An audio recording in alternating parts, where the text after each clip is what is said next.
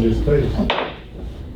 I call this meeting of the South Record Board of Education together at 6:30. Could we stand for the Pledge of Allegiance?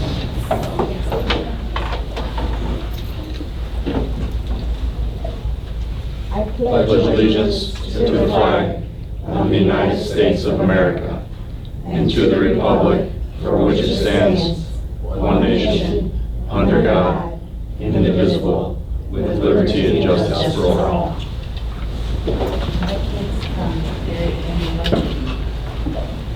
Madam Secretary, would you call? Yes, ma'am. Daniel Winston. Present. Anthony Johnson. Present. Lori Hicks. Present. Misha Early. Present. Cheryl Fletcher. Present. Amanda Fletcher, present. Shirley Tolliver. Present. Next item on the agenda is the approval of agenda. Are there any corrections? There are none. The agenda will be as written. Next item on the agenda is the superintendent communications. Mr. Bob. Thank you, Madam President. In recognition of the holiday weekend and sticking with our tradition, each board member in our cabinet has a nice treat. So please enjoy and indulge it at your leisure. Also wanted to take a moment to recognize paraprofessional Brenda Woods from Vandenberg Elementary School for her relentless advocacy for our students, and know that she's always looking for ways that she can reach more and more students over at Vandenberg. And she was recently recognized as their Staff Member of the Month for March, and that's Brenda Woods. And then I also wanted to just take a brief moment to highlight the outstanding professional development that occurred throughout the South Redford School District on Friday. It was simply wonderful. I had an opportunity, as well as some of our other cabinet members, to observe the professional development that took place at Vandenberg, as well as over at Thurston High School. I had a chance to be there for the beginning over at Thurston, which was comprised of not only Thurston staff, but also Pierce staff. And it was about the importance of continuing to build quality relationships with the students that we serve day in and day out. Particularly, the activity was called a warm demander, and how we can have quality relationships with our students, but also make sure that we have and maintain high expectations for our students as well. And so it was a nice friendly reminder as we prepare for these final 10 weeks of school for this school year. And that concludes my communications this evening, Madam President. Thank you so much. 10 weeks. Okay, next item on the agenda is board communications. Do I have any? There are none. Next item on the agenda is comments from the audience. There are none. Next item on the agenda is consent agenda. Madam President, Yes. if I may, I'd like to turn it over to Assistant Superintendent, Mr. Okay. Kinsey, for some updates this evening. Mr. Kinsey? Thank you, Madam President. So, and Superintendent Barbavetsky. So tonight, exciting time. We have two new staff members joining South Redford. One is Brianna Bartley. Brianna couldn't be with us tonight, and she was totally excused because she got tickets last minute to the Red Wings game. So we're going to excuse her for that. But she is our new ASD teacher over at Jefferson. Brianna comes to us with 10 years of serving students with special needs. She most recently served as a special education coordinator for Global Psychological, where she helps families and schools identify students' specific special needs and then develop appropriate plans to address them. Brianna received her bachelor's degree from Oakland University. She also received her autism spectrum disorder degree from Oakland University. And outside of work, Brianna enjoys physical fitness, travel, and then she also coordinates special events for large programs and also small ones. So we'd like to welcome Brianna. Then also, a board update went out on March 20th in regards to our new district data coordinator. So here we have with us tonight, Miss Nadia Macklett. Nadia, could you raise your hand? And then Nadia's family came to support her as well. So Nadia comes to us highly recommended from our own district data coordinator, Mary Ruth Bird. She says if we can land Nadia, then we would be better off as a district, and we got lucky and we did. So for the last 6 years, Nadia served as the district data coordinator in Dearborn. In her time as Dearborn, she started off as a parent, then a volunteer. They said, hey, you know, Nadia, since you're volunteering in the school so much, why don't you might as well just work here since you're here all the time anyway. Then she became a paraprofessional, did a great job there, then became an adult education supervisor. Then after that, was promoted to the account specialist. And then after that, the district data coordinator. So she is a numbers queen. She received her bachelor's degree from, with distinction from the University of Michigan. She also serves on the Wayne Risa Steering Committee and presents often to other district data coordinators in Wayne County. She has streamlined the way data is disseminated and for the entire Dearborn district, which has led to significant academic improvements. In Nadia's free time, she loves to spend time with family, travel, exercise, and curl up with a good book. So we are fortunate to have Nadia join South Radford. Thank you, Nadia. Thank you for the opportunity. That concludes. Thank you. Do I have a board member willing to adopt the consent agenda? To the chair? Yes. I just have one question. Do we need to put Nadia on this consent agenda as a new hire? She was on it already, I believe. Was she? And I missed at the meeting I was on. I just want to make sure because this is the first presentation we've had from James that we actually went through the formal thing. Yeah, I don't believe so. And sticking with what the board traditionally does when it comes to coordinator positions. Okay, I don't just wanted to believe we make sure. Mhm. So, to the chair, I'd like to move the adoption of the following resolution, please. Support.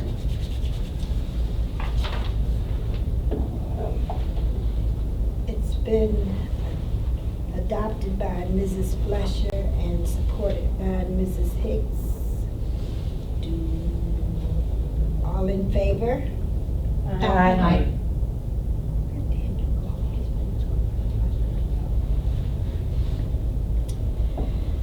All right, I have, Please note Daniel's missing. Mhm. what? For Amanda, note that Daniel's missing. Mhm. Okay. Mhm. All right, 6 ayes and 0 nays. Resolution adopted.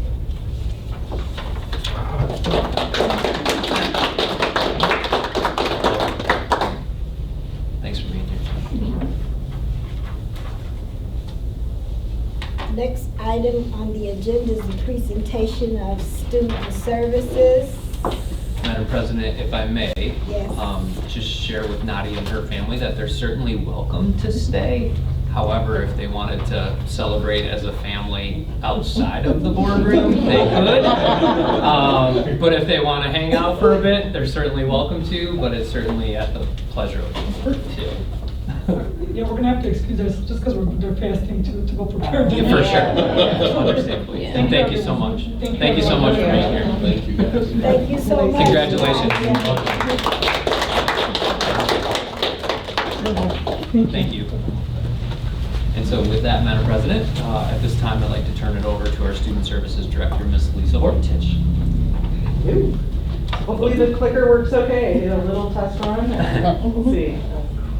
Gotta love technology. Sometimes it works, sometimes it doesn't. So you might be familiar with the format of some of the data presentations. That's because I'm at the tail end of a lot of presentations you get about student level data. And we started with the big 3 rocks that are part of Jason's initiative and how they align with the 3 MyKit district strategies. So, you know, a big part of the big 3 rocks are things that definitely are touch on student services in many different ways. So relationships and responsiveness, safety including the learning environment, curriculum, instruction, and assessment. I definitely see points where, student services has an aspect that we cover as part of all of those areas and those initiatives. I'm also on the MyKIP, district committee, so kind of helping those things move forward as a district as well. And I know that in the previous presentations, when I was here for quite a few, we definitely want to highlight where we're doing, well. There are definitely things we saw as challenges, especially, coming off of a pandemic, but we did see that we had some highlighted areas. One of those would be 6th and 8th grade ELA proficiency is above the county, as well as the state averages.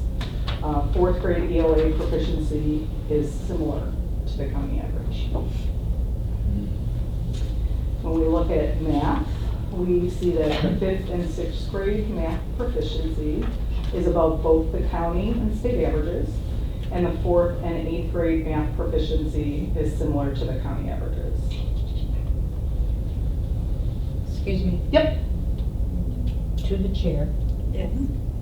Please explain what ELA means. Oh, sorry. For anybody English language arts. Thank you. So, yeah, my apologies.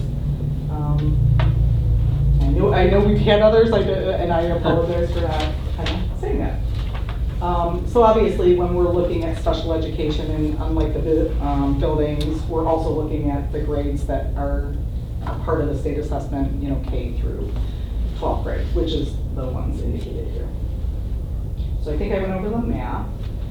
And then when we look at science, the 8th grade science proficiency is above county and state averages, and the same as our students without disabilities, so that was certainly a highlight.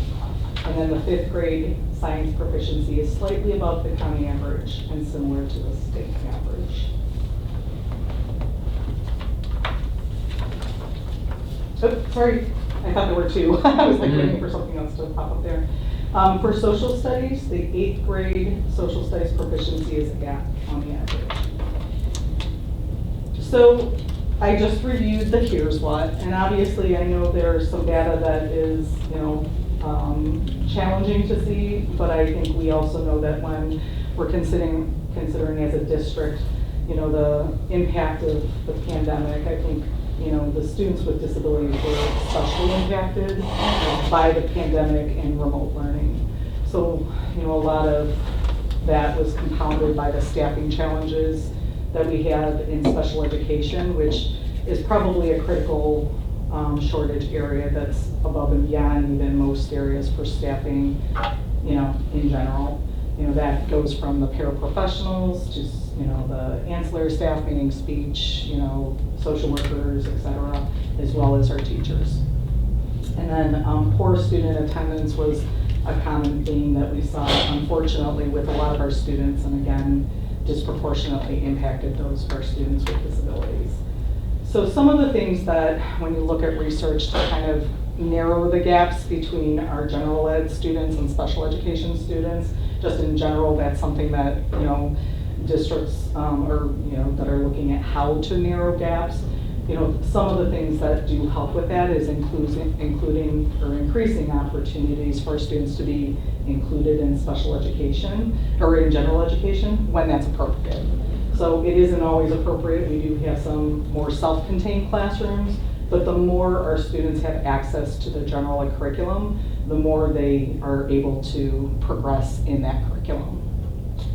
We also have looked at acceleration as a curriculum department as a whole, but when you look at what we target when we're looking at the goals and objectives for students with IEPs, that is basically doing something similar where we're scaffolding the instruction and it's based on grade level curriculum when we're talking about students that take the M step, and really trying to make it something that is accessible even if our students don't test on grade level. And usually if they're in special education, they aren't usually on grade level, and that's part of why they have an IEP.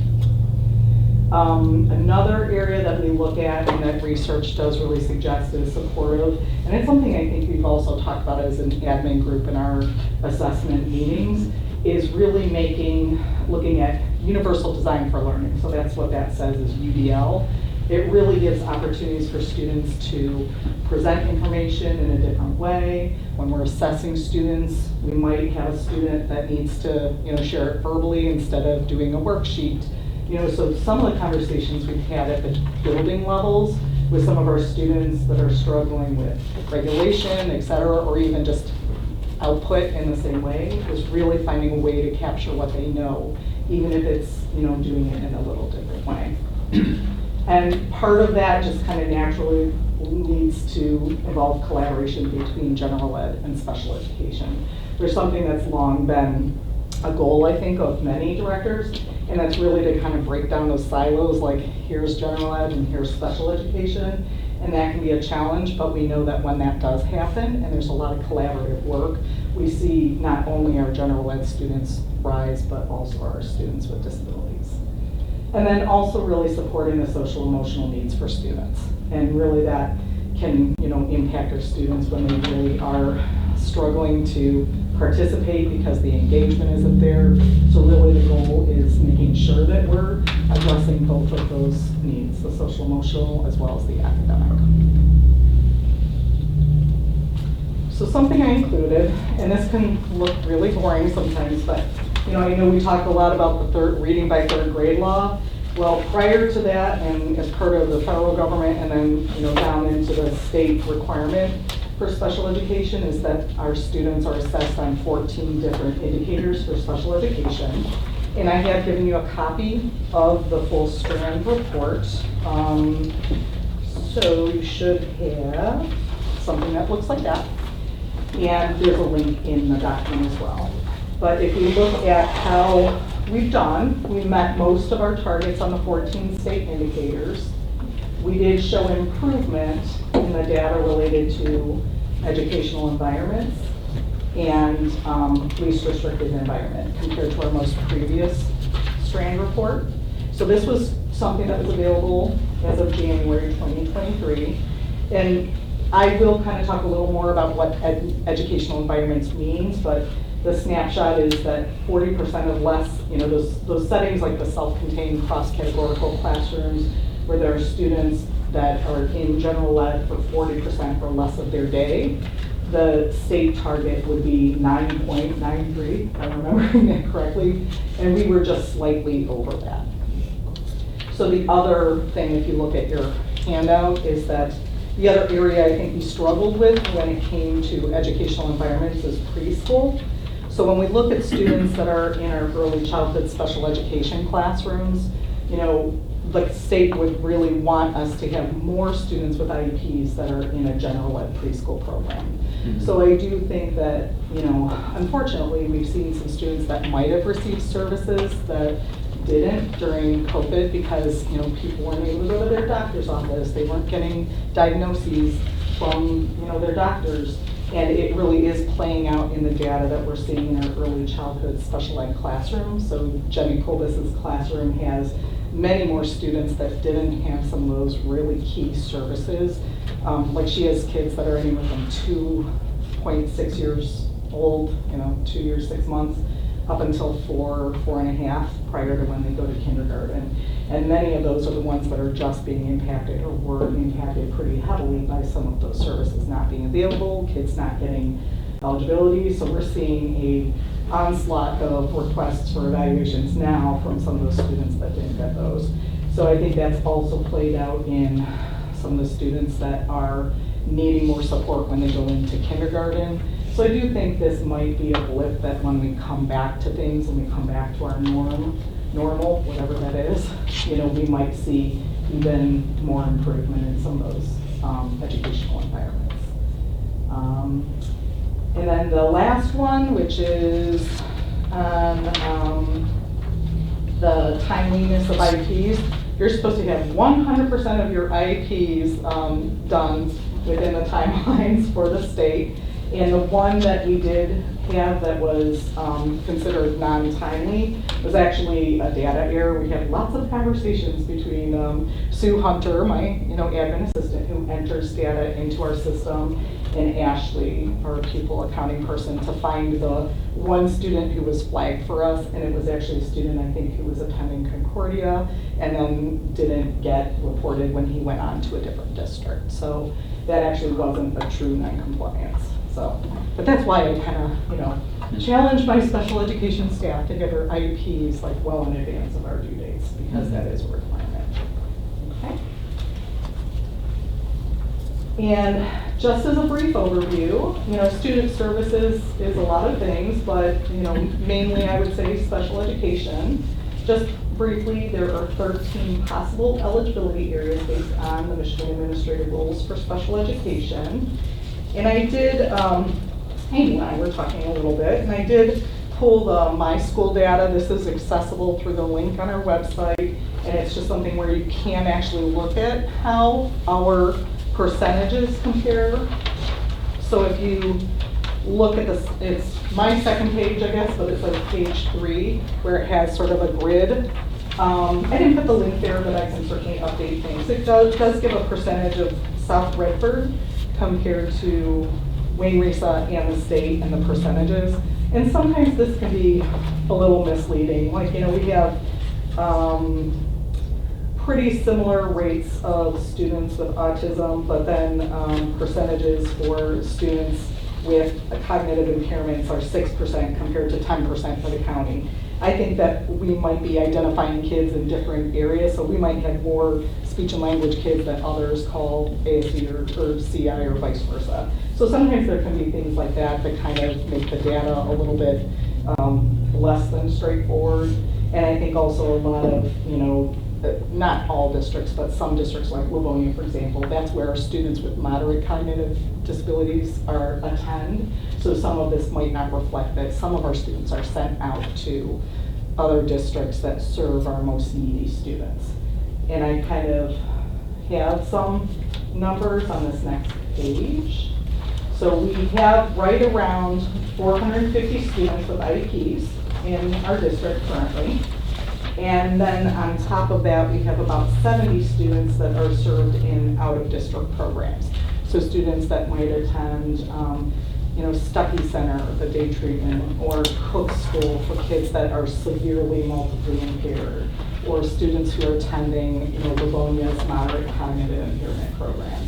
So we do have a good number of students that are also attending some programs for students with much more significant disabilities. And that's what happened prior to us opening the ASD classrooms. For those, the county was seeing an explosion of numbers for autism, and they really encouraged us and other districts in the county to open up ASD center programs, because the districts that were running, the operating districts that were taking our kids before were running out of room for their own kids, So that was part of the reason that, gosh, it was the year of pandemic. So 2016-17 was, 2019-20, sorry, going back too far. That's when we opened our ASD center classrooms. It was one in response to the kind of the request from the county, but also because we truly want to support our students within our district. And it works better for our families. We, have seen a lot of benefit of that too. We also have 5 cross-categorical classrooms, so the 2 at the elementary, a lower elementary and an upper elementary, and then comparable programs at the middle school and one at the high school. So these are students that are not on, or not likely to be on, if you think about them projecting the high school, on a diploma path, but those that might need an alternative curriculum. And when students are younger, it's hard sometimes to determine that. We really don't make decisions about that until truly high school. But we also know that that might be the best option for some students whose learning path is different than the majority. And then there are 42 special education staff members that support those students. So I didn't include the paraprofessionals in that, but basically like all of the speech therapists, OT, psychologists, myself, the teachers, all of the staff that are really part of making, special ed work. And really, you have a handout of this. I don't want to go over it too much, but one of the basics for special education law and one of the things that we strive for is to have most of our services, bless you, most of our students in less restricted placement. So it's actually part of the federal requirement for special education that we consider least restrictive environment or LRE. Okay.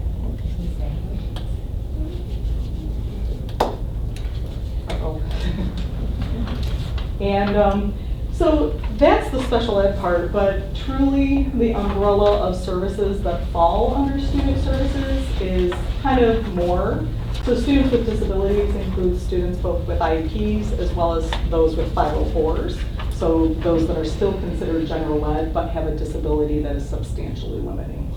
The McKinney-Vento is the law related to students who are considered homeless, and that is under us as well. Social emotional learning is certainly not just part of student services. We share some with curriculum, et cetera, but definitely under that, as well as the wellness committee.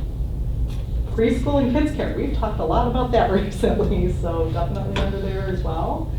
The behavior committee, the sex ed advisory, and then suicide prevention coalition, as you guys know from the presentations when Brian was here, in our continuing work is to really support students so that we're really doing what we can to prevent suicide, to really come together as a Western region and look at how we can have shared efforts to address that concern. And just as, because I mentioned social emotional learning, this was one of the things that our team, we had a committee during the pandemic, and it was certainly the hope that the state had for us that we would look at social emotional learning, because we know that when our kids were not in school, they missed a lot of these opportunities. So I did give you a printout of like those tiny, tiny little words down there, but it really was our same effort to really look at how we were supporting, instruction, communication and general supports, which includes our families in both the main tier as well as we saw needs going, more involved needs. And I believe this presentation, this part or this slide might be familiar. I think we shared it during the behavior committee presentation in last June. And it really just says, like, when we're looking at how to, meet those behavior needs, we're really looking at the different areas where we have to address some, concerns, like the unmet needs, the lagging skills, unsolved problems, limited beliefs, and systematic barriers. So these are the things that are part of everything we're doing to try to address, the behaviors we see that can be impacting students in school. So these are just some key things that I think are part of the belief system. Like, every student deserves a right to a challenging and rigorous education, even those who are not on an alternate curriculum. Relationships are the foundation of trust, and when leadership, staff, and students and families have high trust, we experience transparency, innovation, and growth. So this is the part I'm not sure. Chris said I hopefully am going to be able to get this to work. Oops, no, okay, I might need a little help over there. So Heather Bardis, our teacher who has the cross-categorical classroom at Thurston, was very excited that one of our students was selected as part of the Michigan Council for Exceptional Children, and he received the Yes I Can award. So this is part of the presentation. I'd like to welcome to the stage our first recipient. This is for the 2022 Arts Award. Jaden Lutz from Thurston High School in South Redford School District. Jaden?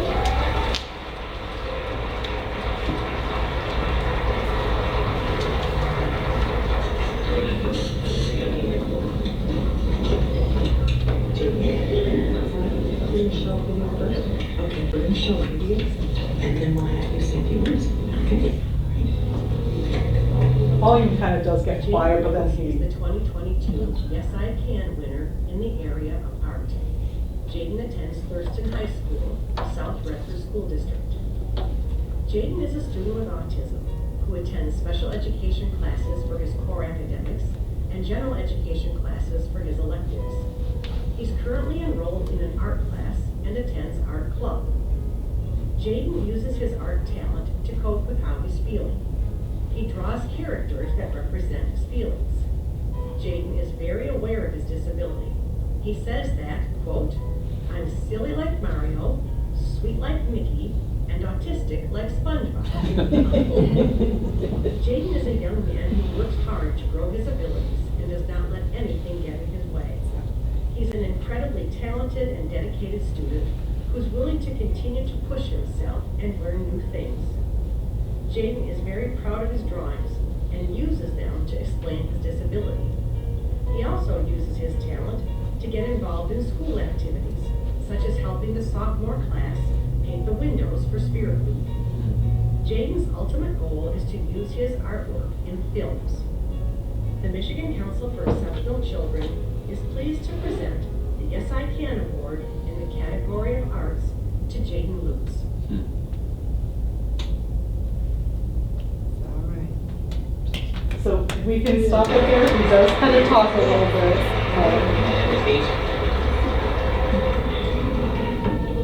Alright, here he goes nothing.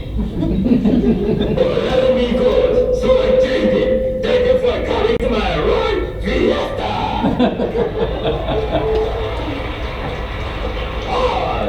I become an artist. People are a fan of. Not only that, I'm a YouTuber, movie director, editor, principal, and art crafter. I'm also the guy that's a voice actor of Wario. I like the Super Mario, Donkey Kong, Batman, Link, Transformer, Luigi, and Yoshi. Because they are planning to do visual arts and create animated movies, featuring my fancy show name, Batman Production. Right. Not only that, I want to thank Bob Ross for the beautiful concept art and Peter Ramsey, which includes the team behind Spider-Man Into the Spider-Verse. And plus, not only that, I'm an 11th grader from Dawson High School in Southwestern. The main reason why I like Super Mario is because I have a long backstory. Back in the day when I was little in 2013, I used to have a fear of this commercial called Operation. The game where you're supposed to use the Twitter or something like that. Indeed, when I was so scared, I always thought that my plush toys named Mickey Mouse could protect me. But then it didn't work. Until my plush toy named Mario started protecting me. And then I realized that since he protected me, I realized he's a new friend of mine. And we become a family. No, I like Mario. I like SpongeBob. Mickey Mouse. And not only that, I like Donkey Kong. And now, art has inspired me to feel emotion and silly action. Thank you so much for playing my game!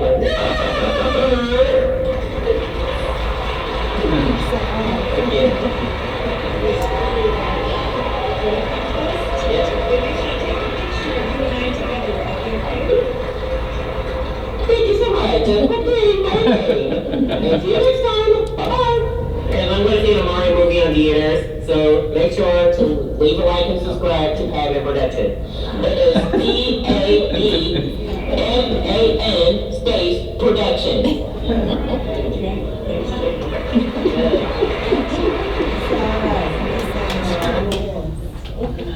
So that was actually the last part, and I'm afraid if I try to get out of there, I might actually go right back to the beginning. I did try it. Our next one is our 2023 Dr. We're done. Okay, so the rest would be any questions. Our next one is our 2023. Yes. I loved Portia's Bitmoji, so I had to come.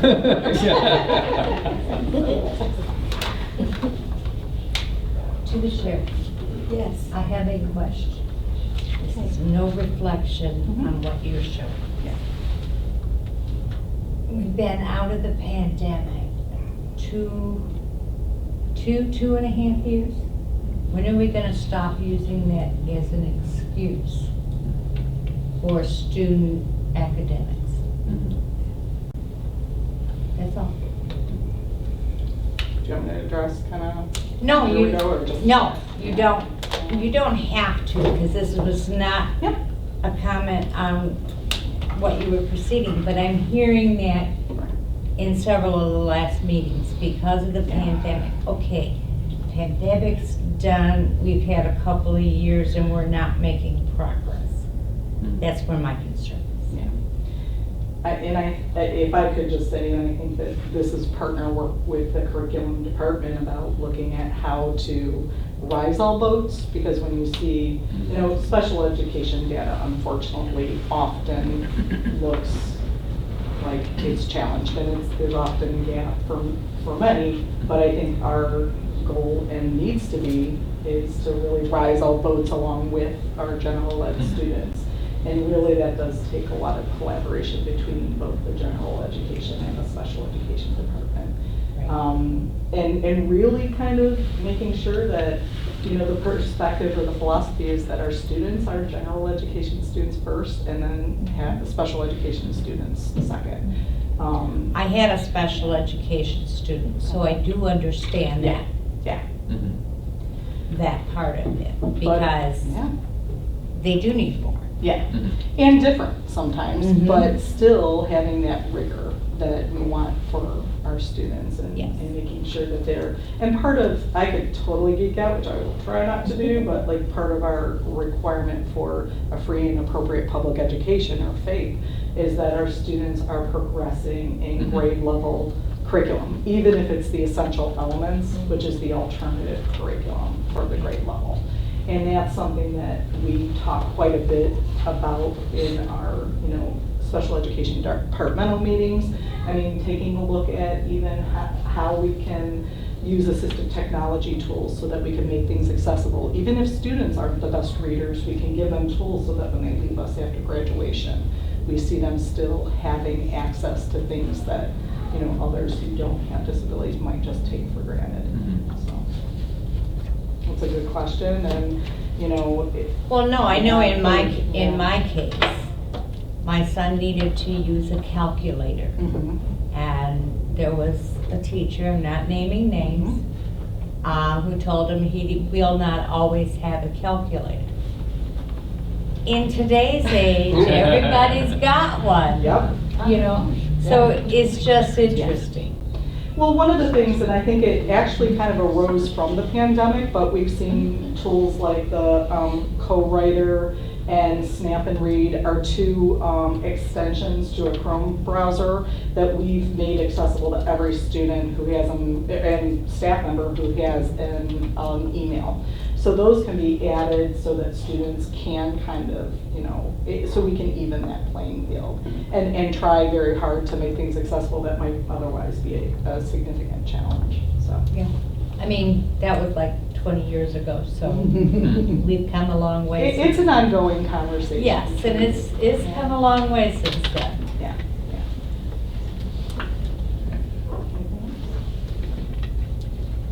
You don't have anything? Very good presentation. Oh, thank you, thank you.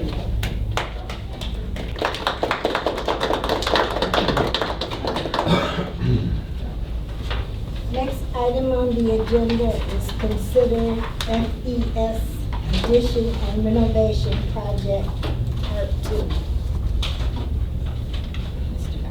Thank you, Madam President. At the board meeting on March 27th, 2023, the board discussed the Fisher Elementary School addition and renovation project part 2. Bids were solicited and received for the work. Bids were solicited, are listed there below. And the companies that are recommended for the work required are as listed.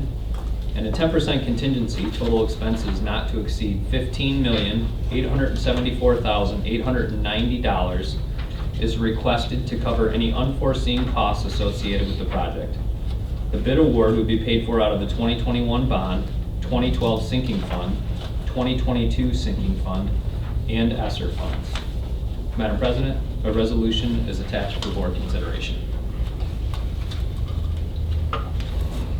have a board member willing to adopt the resolution? Madam President, Yes. I move the adoption of the following resolution. Support. It's been moved by Mrs. Early and supported by Mr. Winston. All in favor? Aye. Opposed? Nay. Resolution adopted. Next item on the agenda, discuss FES addition and renovation project part 3. Thank you, Madam President. At this time, I'd like to turn it over to our partner from Barton Mallow to talk about these renovations with us this evening, Ms. Kelly Ferguson. Hello, everybody. This is the last bunch for Fisher. We're wrapping up right now. Press the button. The last 3 that we have together presented to you today are for our acoustical ceilings package, for our painting package, and for our glass and glazing package. We had delayed those from the last meeting because we wanted to double check depending on which alternates were selected that could sway who was going to be the apparent low bidder, and it did specifically in our glass and glazing. The difference was about $1,000 between the two. We have contacted all bidders in question and have presented them. And we are pleased to say that the glass and glazing is actually a Wayne County contractor, so we're happy with it. And so wrap up Fisher.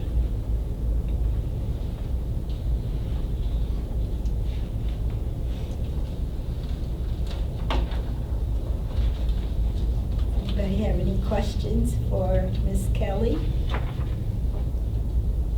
I have one. Yes. You said that he was from Wayne County? This Yes. bid is from Wayne County. And it's the last one on Fisher? Yep. For Daniel's glass, I believe they're from out of Detroit. Very good. Thank you. All right. Next item on the agenda is discuss naming of district facility, the automotive lab. Mr. Lyle. Thank you, Madam President. The board established a board policy for commemorating and naming of school facilities. From time to time, the Board of Education may wish to commemorate a school or a district facility by means of a plaque naming the facility after a person or some other honor. Such commemoration should be reserved only for those individuals who have made a significant contribution to the enhancement of education generally, or the district in particular, or to the well-being of the district, community, state, or nation. Should the board choose to do so, the Thurston High School Automotive Lab would be renamed the Dunning Auto Shop to recognize the Margaret Dunning Foundation's $190,000 contribution to the South Redford School District's automotive program. Madam President, I also sent out a board update on Friday as well as one today. If you didn't have an opportunity to see the update prior to tonight's meeting about some lingering questions, there is a copy at each board member's chair this evening. And I'll turn it back over to the chair for any possible additional discussion that may be needed. We have a board member that's, has any questions for Mr. Bob? Mrs. Hicks. While I understand that this facility, or this foundation provided $190,000 to the district, not all board members were aware of it. Not all members had input into it. And now we find ourselves in a predicament we did not choose to be in. I'm not suggesting that we give them back their money, but we're in a position now that the board, not all of the board, and I don't know which members knew, which members did not know, that there was a naming tag. I certainly am not going to not support it, but we did not follow our procedure or policy. And I think we need to pay a whole lot more attention to our procedures and policies. then we have that. So that's all I have to say. Anyone else? Madam- Want to address that, Mr. Bob? Yes, I do. I certainly hear what you're sharing, and I have certainly learned my lesson. It is something that I will definitely do more thoroughly in the future to make sure that the board is not put in said predicament. At the same time, upon some of the questions that came in on Friday and upon further review, we are asked to name the facility after Margaret Dunning, but it's not a requirement of the grant dollars. And so should the board decide that they don't want to do that, we don't have to. But I certainly have learned my lesson. I hear what you're saying, and I will be more thorough in the future in combing through that. And also going back through a lot of the documentation some of it was before my time, and then some of it was in the early fall. And I did not know then what I know now, and a lot of this was learned similarly when we went through the naming of the collaborative workspace in honor of Dr. Christine Hofer, and this would have been prior to that, because it's certainly not my intention to put the board in awkward predicament. So lesson heard, and thank you for that feedback, Well, because it helps me be the best that I can be. Before we decide on this, because as I understand it, this is just a discuss. Correct. I'd like to go back and look at our policy naming. And since it's not a requirement to be named after this foundation, absolutely.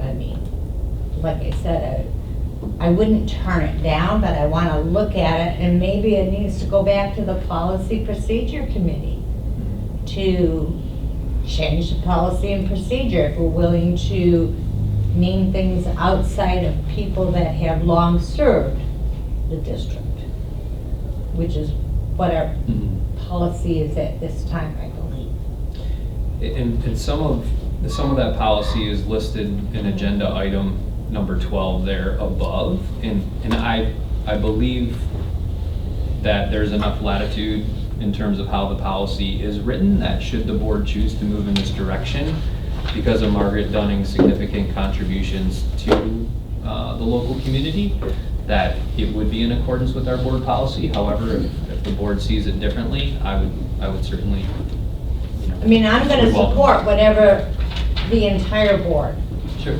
decides. But understand, I'm still a policy procedure person. Understood. I'm sorry. To the chair. Yes. I don't know who this question is for, but as I'm reading this, I had read the policy before last week when the question was asked. And when you repeat what you said, like how how we name stuff, like what did you just say? It's based on people of long tenure in the district or that have been deceased and affiliated to the district. But the Weber Auditorium is after Bill Weber, right? He's long-term. Or deceased, you said. Right. You mean people that are like directly inside of the district doing things? Or, because if I'm reading this, it doesn't I think really it's say either. that. I think it's either. Either or, right, that's what I'm asking. Yes, So it can be both? yes. Okay, Mhm. okay. But typically, we have never named any of our buildings after someone that is not related to in district.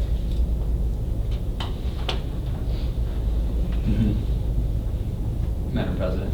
Yeah. And so, to that point that Misha and Lori are making, to my understanding, this would be the first time that it would be the either or part that's represented in the policy. It says for some other honor.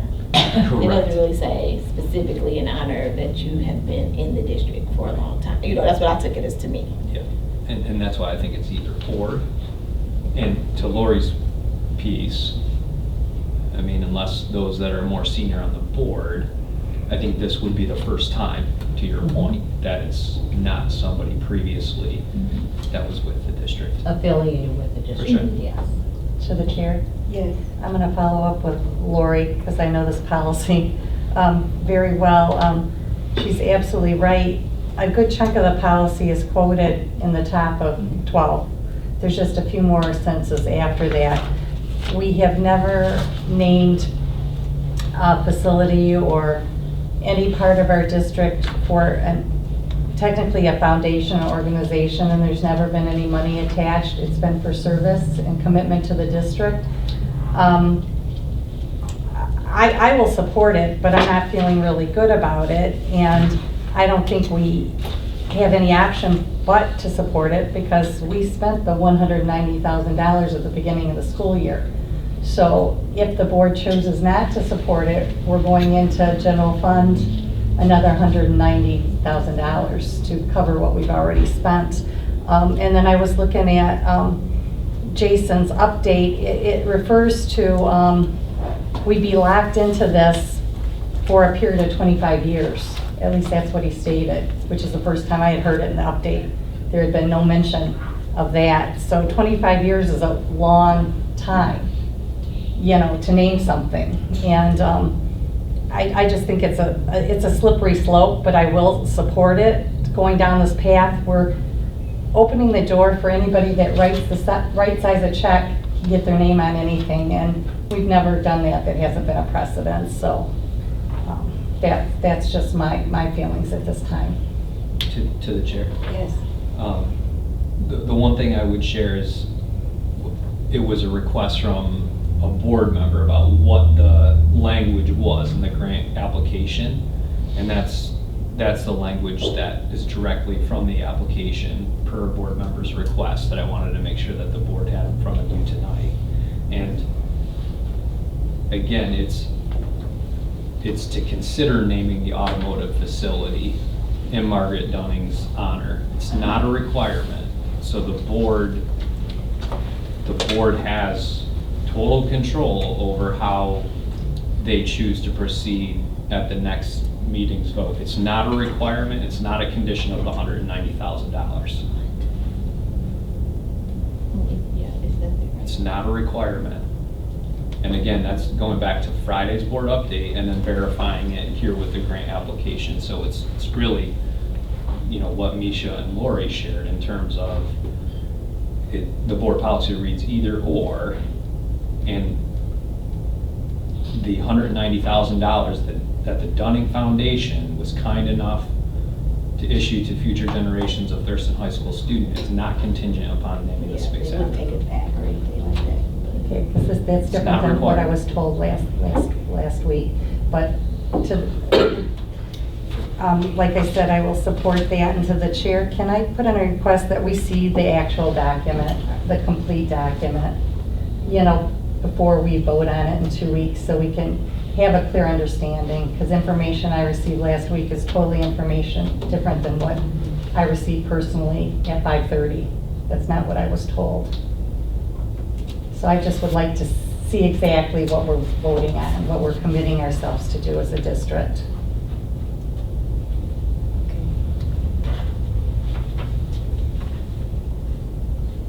I have a question, Mr. Bob.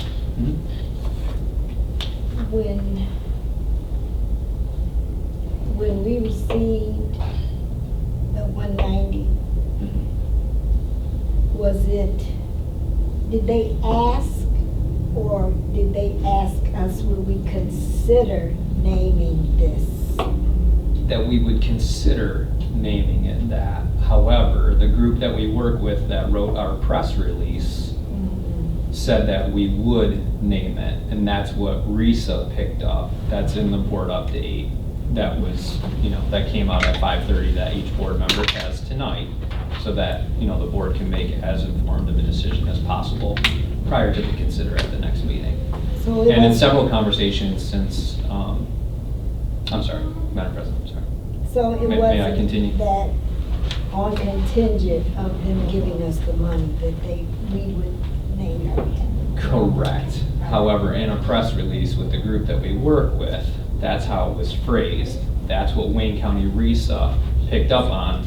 However, in several different conversations with board members that occurred since Friday, I had shared with several different board members that I would have to go back and comb through it today to get the exactness because it was unknown. And that's why I worded the board update the way in which it was worded on Friday. Okay, so, Because I did not have that information on Friday. so we as the board would like to see paperwork. Sure. Okay, No problem. all right. Any other questions? Thank you. You're welcome.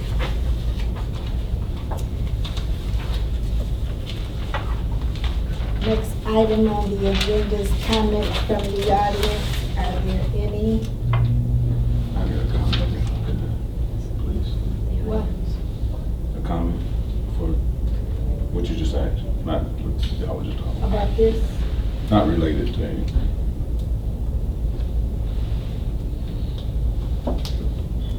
If I could.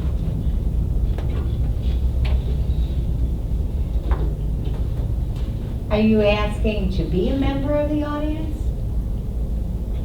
Yes, if I could. Well, I don't think we've ever done that, but I guess you're welcome to take the podium if it's up to Shirley. Wait, yes. Okay. Go ahead. 3 minutes. Well, it's just real quick. I just want to publicly thank Miss Kelly and Miss Amy and you, Mr. Bob, for the project at Fisher. That's where the youth program, football and cheer practice. Shirley. And they was graceful enough He's to, not a member of the board. I'm sorry. I am going to call point of order. He's not a member of the board this moment because he's speaking as an audience member, so you need to stand there rather than there. And you have 3 minutes. To the chair who needs to fill out a comment card, so it's recorded in. You can do that afterward, but anyway. I would just like to thank this young lady here, the principal of Fisher, and Miss Amy and Mr. Bob for bringing it to my attention that the project at Fisher and how we practice there, your youth football and cheer program is there. And we're letting us know how, and we came out and looked at the space and where we'll give practice. And something you didn't have to do, you could have just said, we're great, mark off this and get in where you fit in.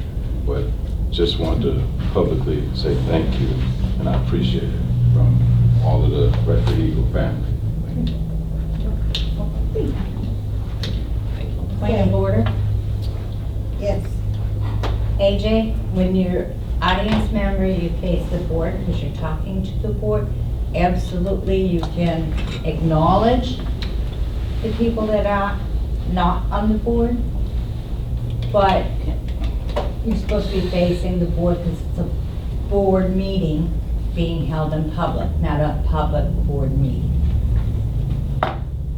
Okay. Technical point, sorry.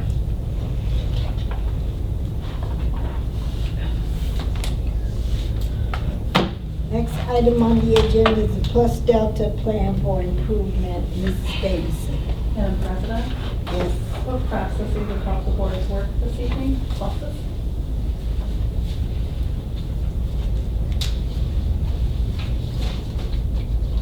Are there any? I did like the fact that Fisher sent us their handout ahead of time as we previously asked for. Anyone else? And I'd like to thank Lisa for her presentation. It was very well, and I'm glad you sent it to us so we could look over it before the meeting. Thank you so much. Ms. Davidson? Opportunities for improvement? What other processes could help the board's work further? To the chair. Yes. We received this update at 5:23 today, the day of the board meeting. It would have been nice to get it sooner. And I know our update came last Thursday, but the press release was back in November, so there were several months that we could have had a discussion before it was brought to the table.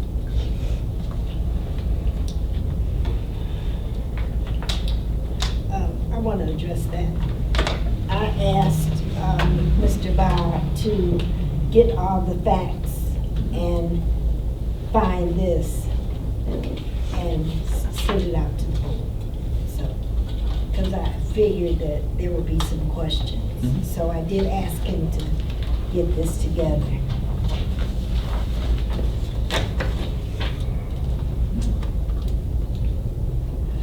Other opportunities for improvement?